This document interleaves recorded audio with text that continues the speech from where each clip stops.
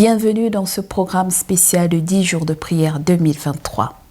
Depuis plus de 10 ans, l'Église adventiste du 7e jour mondial organise en début de chaque année un temps de prière, de jeûne et de méditation pour inciter chaque âme, chaque famille, chaque foyer, chaque groupe humain et chaque communauté à déposer au pied du trône de grâce leurs besoins, leurs défis et leurs projets. Dans le livre de Jérémie, le chapitre 29 et le verset 13, il est écrit « Et vous me chercherez et vous me trouverez si vous me cherchez de tout votre cœur. » Le prophète Joël de renchérit ce propos dans le livre de Joël chapitre 2, le verset 32, en disant « Et quiconque invoquera le nom de l'Éternel sera sauvé. » Où que vous soyez dans la vie en ce moment, Dieu est plus près de vous que vous ne le pensez. Il est prêt à déverser les bénédictions sur vous, sur votre famille, sur vos proches, sur votre entourage et dans le monde entier. Rejoignez-nous maintenant pour répondre à l'appel à revenir à l'autel de Dieu. Retour à l'autel, c'est le grand thème d'étude de cette période de 10 jours de prière.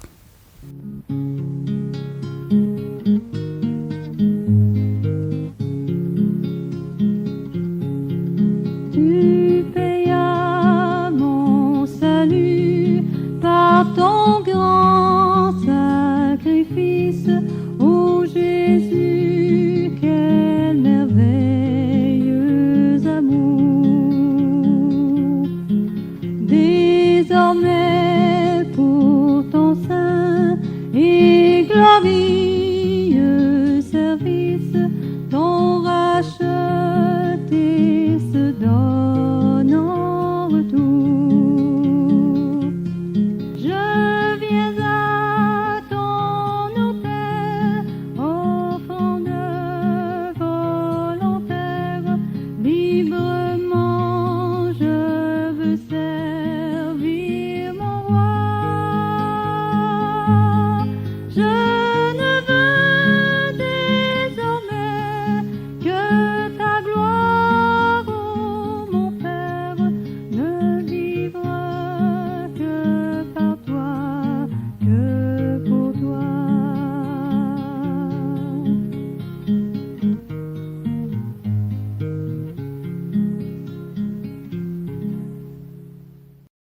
Je viens à ton autel, offrande volontaire. Je ne veux désormais que vivre pour toi et par toi, Seigneur. Oh, que j'aimerais tant que ces paroles de ce hymne deviennent un vœu de chacun de nous alors que nous voyagerons ensemble pendant ces 10 jours de prière. Que chaque participant ait son livret de prière où il pourra inscrire non seulement ses propres requêtes, mais aussi les requêtes en faveur de 7 ou 10 personnes au choix qu'il aimerait soumettre à Dieu dans ses prières. Prenez soin de prendre un carnet ou des bouts de papier et inscrivez en lettres d'or les noms de 7 ou de 10 personnes pour qui vous aimeriez prier pendant ces 10 jours et pourquoi pas de manière continuelle tout au long de l'année, afin que le Seigneur se révèle dans la vie de ces personnes de manière spécifique grâce à votre chaîne d'intercession. Vous pourrez aussi nous envoyer vos requêtes de prière les plus profondes afin que des amis ou des frères à travers le monde entier, en communion avec le Saint-Esprit, en union de cœur, intercèdent en votre faveur ou en faveur des 7 personnes ou 10 personnes que vous aurez inscrites dans votre livret de prière. Pour le faire, envoyez vos sujets de prière sur les différentes adresses qui s'affichent au bas de l'écran. En y inscrivant tout simplement 10 jours de prière PPT TV, votre nom, votre sujet de prière ou le nom de la personne pour qui vous voulez que nous intercédons. Notre corbeille restera ainsi ouverte pour vous durant ces 10 jours de prière. Nous attendrons également vos témoignages d'exaucement de prière. Vous pourrez également inviter des amis à participer à ce programme spécial. Vous êtes peut-être pressé ou stressé, contrarié ou en colère, épuisé ou même occupé. Ce sont autant de mots que la plupart des gens utilisent aujourd'hui pour décrire leur vie face à la société actuelle de notre monde qui va si vite. Si vous aussi vous sentez le poids de notre monde en péril sur vous, nous vous invitons à vous joindre à nous durant ce voyage de 10 jours de prière dans l'amour manifeste et miséricordieux de notre divin Père. Retour à l'autel, nous l'avions dit, c'est le grand thème de nos 10 jours de prière. Mais chaque jour, nous développerons un sujet spécifique. Et le sujet spécifique de notre premier jour des 10 jours de prière est « Où es-tu » ? Prier pour un cœur réconcilié. Où es-tu ? Dans le livre de Genèse, chapitre 3, le verset 9, le Seigneur Dieu appela l'homme et lui posa cette question. Où es-tu ? Où était l'homme à ce moment ? Ce n'est certainement pas parce que le Seigneur ne savait pas où étaient Adam et Ève, mais il voulait juste se rassurer de ce que l'homme était conscient de la situation dans laquelle il venait de se trouver. Une sorte de gêne, par exemple pour un enfant qui va à l'école, que le parent s'inquiète et se demande réellement si l'enfant est allé à l'école. Ou si le conjoint ou la conjointe, le compagnon ou la compagne est au lieu de travail, à ce moment même là, lorsque nous lui faisons un coup de fil, de savoir et comprendre mais pourquoi l'enseignant n'est pas venu aujourd'hui dispenser son cours. Cette question, le responsable de l'établissement voudrait bien savoir où se trouve l'enseignant qui devait dispenser les cours. Ainsi, nous nous rendons compte que la vie est une suite de succession de questions sur le « où es-tu ». Nous pouvons cacher à un vis-à-vis, par exemple, un être humain comme nous. Où est-ce que nous sommes ? Généralement, il y a cette anecdote au milieu de nos familles lorsque un parent refuse de voir un visiteur qui, entre guillemets, semble gênant. Il demande aux enfants de dire qu'il n'est pas à la maison alors qu'il est à l'intérieur de la maison ou dans sa chambre. Il arrive parfois un employé qui ment au lieu de service qu'il était malade pour justifier une absence. Il y a autant de situations dans la vie qui surviennent où nous pensons, où nous pouvons tricher avec les hommes sur les états et les situations, les lieux et les milieux où nous nous trouvons. Nous pouvons mentir sur les motifs, mentir sur ce que nous faisons en secret et que l'autre ne sait pas. Comme par exemple, empoisonner le verre d'un ami alors qu'il s'est levé pour aller se mettre à l'aise et empoisonner son verre à son insu, rien que parce qu'on est jaloux et qu'on voudrait détruire sa vie.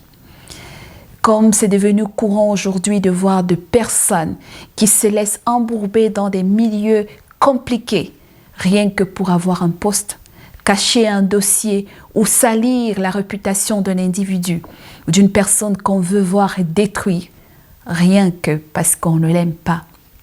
Et toutes ces questions, on peut cacher toutes ces petites choses aux hommes et les faire dans le secret pour nuire, pour détruire autrui, mais on ne peut pas les cacher à Dieu.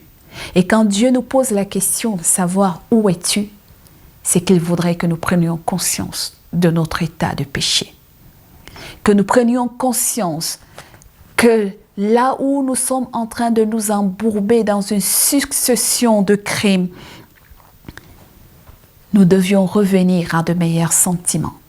Un peu comme il avait posé cette même question à Caïn, le frère d'Abel.